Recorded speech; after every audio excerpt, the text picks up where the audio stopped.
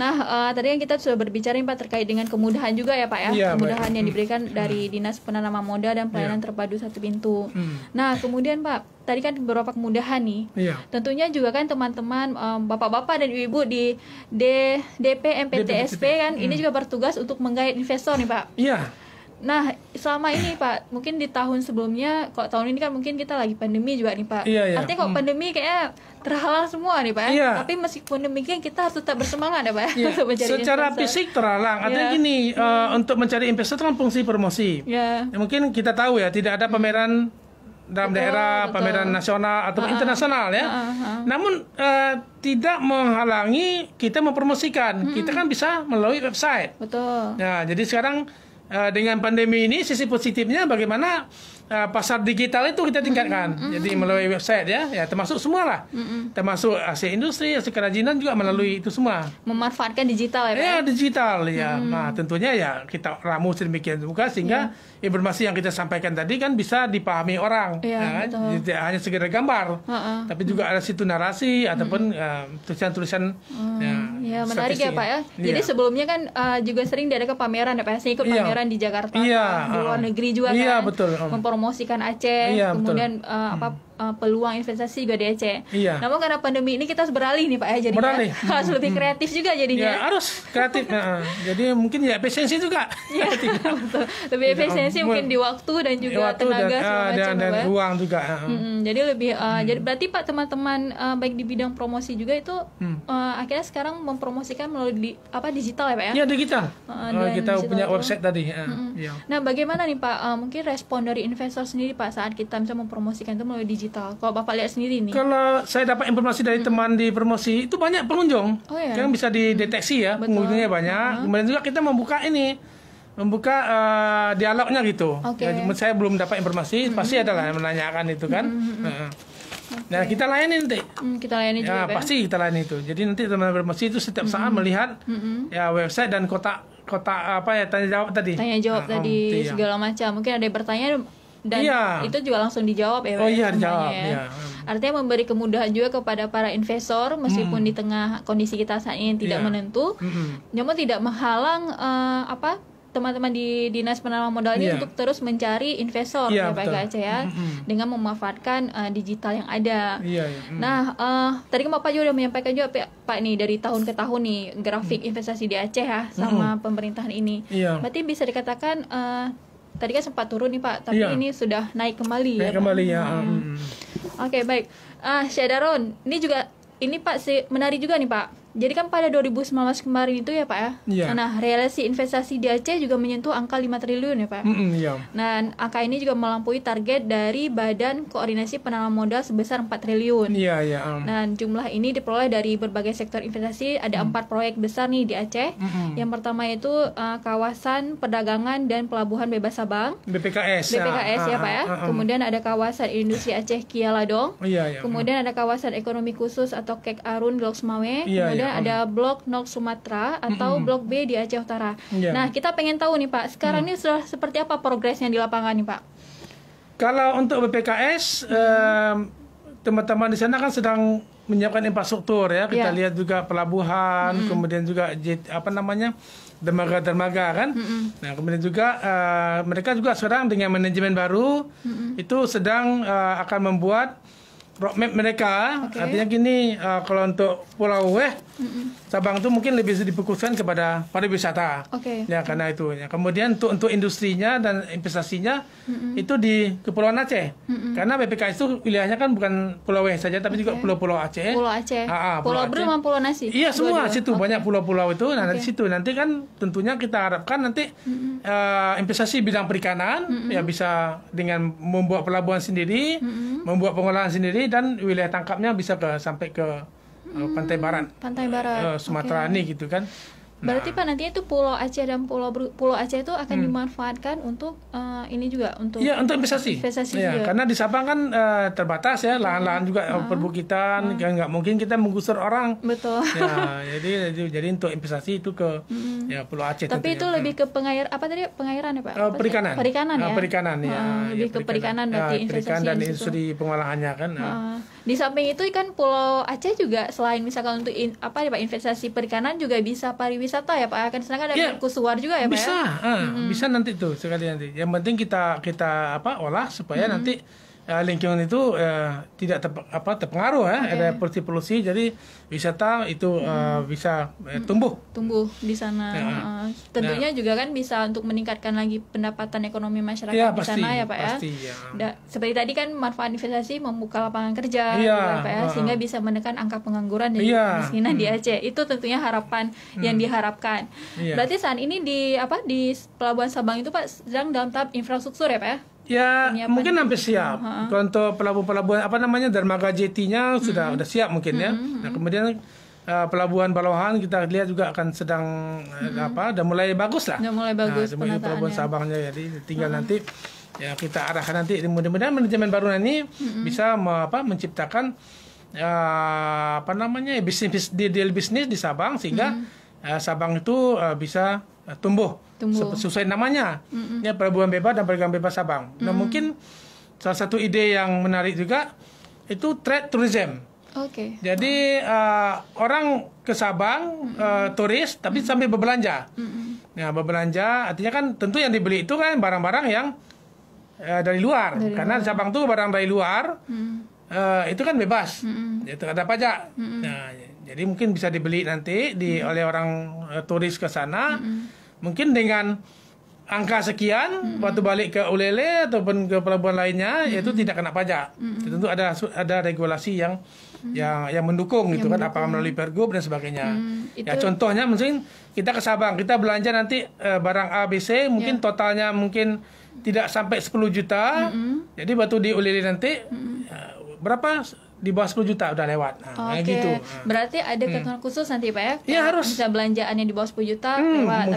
Mungkin ya. Kita harapkan tentu kita harapkan lebih tinggi lagi kan. Sehingga dengan gitu Ya, sehingga gitu nanti orang dari Aceh, Banda Aceh kalau mau liburan ke Sabang, ya kan? Ya, kemudian atau dari Medan nanti orang datang kan ke Sabang yuk beli jaket Eropa, beli sepatu Eropa misalnya gitu kan. Nah, begitulah. Jadi kita nggak perlu ke Eropa Pak ya? Ya mungkin ini salah satu ide juga yang sering diomongkan di warung kopi. Semoga saja Pak ya, semoga itu bisa. Amin ya. Jadi dengan demikian kan Sabang kan tumbuh, transportasi mungkin penuh kapal cepat banyak, akomodasi hotel ataupun penuh tumbuh lagi. Nah kemudian juga ekonomi lainnya kan restoran dan sebagainya. Baik. Nah itu kawasan perdagangan Sabang tadi Pak. Nah kalau untuk kawasan industri Aceh Kialadong ini gimana nih sekarang Pak? Iya, Kialadong sedang berbenah. Itu kan kita untuk tumbuh-tumbuhnya industri. Itu kan tidak salah luas lahannya nanti semuanya akan menjadi 200 hektar. Mungkin saat ini baru 60 ya.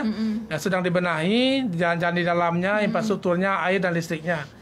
Ya sudah ada di situ di perbantuan dari Kementerian Industri itu pabrik kulit ya. Pabrik kulit yang arah ke barat sana tuh. Ya, tapi belum fungsional kan. Ya, kita harapkan juga nanti kami DPMPTSP juga selalu mencari investor yang mengolah atau menggunakan di situ. Nah, ini ada satu dari Korea, mungkin Galden Daru Utama yang saat ini mereka industri jagung kering. Nah, mereka nanti meningkatkan itu ke pakan ternak. Nah, kita rasakan kalau buat pakan ternak tentu pabrik. Nah, jangan usahakan di kawasan industri ladong tadi. Jadi tumbuhlah industri karena di kawasan industri enak kita nanti kalau ada limbah itu bisa diatur bersama gitu kan. Jadi tidak terlalu dan juga tidak mengganggu masyarakat sekitar ya Pak ya. Karena itu kan limbah pabrik kan jadinya itu ya. Kita harapkan infrastrukturnya cepat nanti karena infrastruktur yang ada itu kan magnet untuk investor. Karena kalau tidak ada infrastruktur nanti orang-orang akan menunggu ya.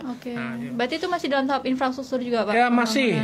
Tapi progresnya sudah bagus. Sudah mulai bagus. mungkin ketersediaan yang dasar-dasar dulu ya, mungkin seperti air bersih, listrik, ya kan, kemudian jalan di dalamnya kan itu. Itulah yang sedang disiapkan ya Pak saat ini ya. Sedang disiapkan. Karena itu kebutuhan mendasar semua manusia ya Pak. Iya betul, kebutuhan termasuk dasarnya. juga untuk industri. Iya betul. Ya, kalau namanya pun kawasan industri, kita harapkan yang masuk tuh industri. Oke, siap. Kita harapkan semoga segera selesai Pak. Amin. Nah, sedikit terkait dengan Kek Arun dan Blok B di Aceh Utara nih, bagaimana nih Pak sekarang progresnya nih di tahun ini? Ya, Kek Arun itu kan di launching kemarin 2017, hampir 3 tahun ya. Memang Kek Arun ini berbeda dengan Kek lain, karena kan Kek Arun ini dibentuk itu sudah ada existing dalamnya. Artinya apa? Ada PIM, ya PIM 1, PIM 2 dan juga bekas AF. Kemudian juga ada KKA, kemudian juga ada Pertagas ya, Arun dulu ya, sekarang Pertagas. Nah, juga ada lahan kosong. Nah, kita harapkan memang tumbuh investasi lain atau industri lain di sini sehingga nanti bisa membuka lapangan pekerjaan. Nah, sebagai contoh, misalnya kan AF dulu tutup kan karena nggak ada gas. Nah, berapa orang yang dirumahkan atau yang di PHK-kan. Nah, kalau kita harapkan nanti PIM membentuk PIM 3 seperti AF lagi, itu kan bisa terserap lagi orang. Terserap lagi orang bekerja di situ, kemudian juga pasar Gunung-Kukuh itu bisa hidup lagi. Betul. Kan sebagainya kan. Nah, demikian juga nanti Pertamina tumbuh nanti mungkin menunggu Blok B ya. Kalau Blok B nanti operasional, itu kan nanti minyak mentahnya bisa dikirim ke Kek, diolah dan sebagainya. Itu. Tentunya itu aja membuka lapangan kerja sehingga Lok Sumawe bisa lagi sebagai petrodolar. Betul. Ya, harapan kita gitu. Ya, kemudian kan Blok B itu kan sedang dalam proses eksplorasi ya. Sedang beberapa perusahaan seperti Repsol, Zaratek dan sebagainya itu sedang mengeksplorasi. Dan mudah-mudahan waktu dekat nanti bisa investasi kandungan minyak yang ada di dalam itu. Nah, sehingga nanti dikirim ke kawasan Kek ya, itu bisa diolah. Nah, situ kan nanti butuh tenaga kerja lagi. Jadi hidup lagi Arun tadi yang berbasis migas tadi kan. Jadi kita terang lagi lah. Insya Allah ya Pak ya. Insya Allah semoga saja. Amin. Insya Allah. Keempat proyek besar di Aceh ini ya Pak ya. Pada tahun 2019 ini kan dia naik ya Pak ya. Menyentuh angka 5 triliun tadi yang sudah disampaikan nilai investasinya. Semoga tentunya ini menjadi harapan masyarakat Aceh juga dan juga harapan kita bersama bahwa ini bisa berjalan sesuai dengan yang sudah direncanakan Pak ya. Betul. Dan tentunya juga dengan kehadiran investor yang berinvestasi di Aceh ini bisa lebih membuka lapangan pekerjaan, betul. Bisa menurunkan angka kemiskinan dan juga pengangguran. Betul. Karena seperti kita ketahui nih Pak, di tengah pandemi ini kan sulit mencari pekerjaan. Angka pengangguran, kemiskinan yang pastinya itu tentu naik, ya Pak ya. Dan ini menjadi harapan bersama, semoga apa yang dicita-citakan tercapai. Amin. Amin ya Pak ya. Nah Pak, sebelum kita menutup bincang-bincang kita hari ini nih Pak, mungkin ada yang ingin Bapak sampaikan nih Pak terkait mungkin closing statement dari yang tadi Bapak sampaikan. Silakan Pak. Ya baik, Saudara Lun, memang seperti kita sampaikan tadi, investasi ini hal penting di dalam pertumbuhan ekonomi. Untuk itu marilah kita sama-sama mendukung, menjaga. Kalaupun ada nampak hal-hal yang tidak berkenan dari kegiatan investasi itu, cepat kita koordinasikan. Jadi harapan saya jangan demo. Koordinasikan dengan kami, DPMPTSP Provinsi ataupun Kabupaten Kota, laporkan, itu Pak, itu limbahnya dibuang sembarangan. Nah, cepat ya.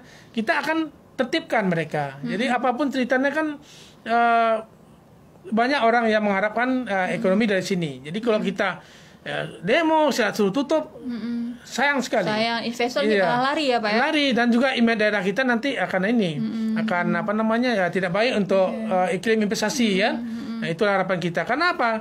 Karena Aceh ini memang potensi cukup banyak Aceh ini potensinya. Kemudian juga kualitasnya nomor 1. Ya, apa yang nggak nomor 1 di Aceh ini? Nilam nomor 1, kopi dan sebagainya kan itu. Kita harapkan tentu kami pemerintah juga mencari investor-investor. Marilah sama-sama kita dukung. Ya, jadi kami juga mengatakan pada investor, kalau menyerap tenaga kerja itu utamakan dulu lingkungan. Warga setempat ya Pak. Iya, jadi ada ring 1 tuh kecamatan, ring 2-nya kabupaten atau desa gitu kan.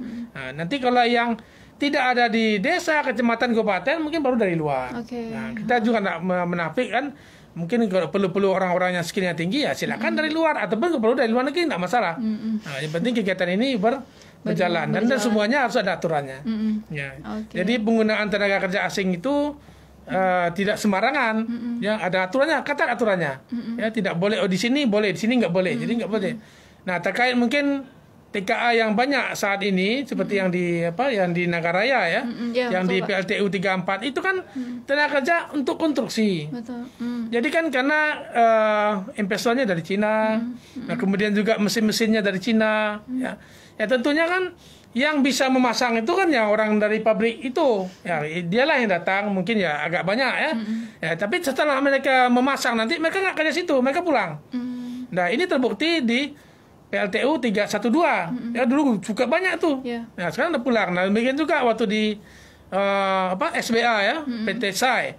Ya waktu habis konstruksi tsunami kan banyak Cina. Karena mesin dibeli dari Cina kan. Nah, mereka yang pasang. Karena mereka yang ngerti. Mereka mengerti. Nah, kemudian setelah itu mereka pulang.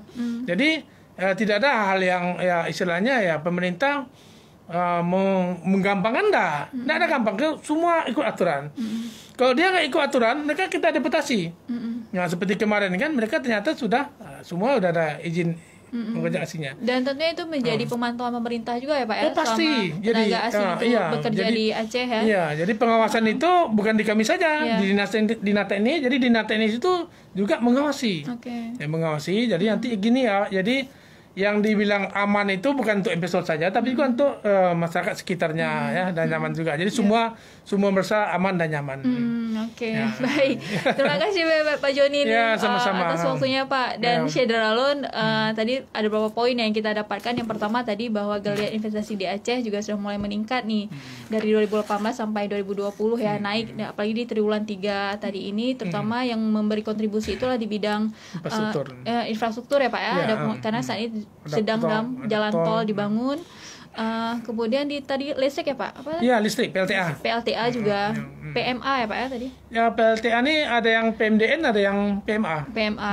Nah itu dia yang memberi kontribusi untuk nilai investasi di Aceh. Dan tentunya tadi di akhir Pak Joni juga mengharapkan bahwa apapun kendala di lapangan para investor bisa segera dilaporkan ke pemerintah untuk dicarikan solusinya bersama-sama, dan juga diharapkan kepada masyarakat untuk juga menerima ya Pak ya, mesti menerima kehadiran investor mungkin di daerahnya, dan kalau ada memang kendala pun di lapangan yang tidak ini bisa diselesaikan, dikoordinasikan, disampaikan, dilaporkan, kami koordinasikan. Dilaporkan, disampaikan apapun kendala mungkin antara masyarakat maupun investor segala macam lah, segala itu jadi diselesaikan secara baik-baik. Iya pasti. Win-win solution, semua untung. Kita selesaikan secara baik-baik tanpa harus demo dan segala macam lah, karena tentunya pasti ada jalan keluarnya untuk dibicarakan bersama. Dan kita harapkan juga keempat proyek besar di Aceh ini tadi, Syedralun juga bisa berjalan sesuai dengan harapan. Tentunya dengan harapan kita dengan kehadiran investor di Aceh ini bisa menurunkan angka kemiskinan dan juga pengangguran. Baik, terima kasih banyak Pak Joni. Sama-sama. Sukses terus Pak. Alhamdulillah sama-sama sukses. Salam buat Bapak-bapak dan Ibu dan teman-teman di Dinas Penanaman Modal Pak. Semangat terus nih Pak. Iya pasti, insyaallah. Baik. Terima kasih banyak Syedralun atas waktunya dalam bincang bisnis hari ini bersama saya Muwadatul Husna. Sampai berjumpa lagi dalam edisi bincang bisnis selanjutnya dalam Suami Podcast. Saya akhiri, wassalamualaikum warahmatullahi wabarakatuh.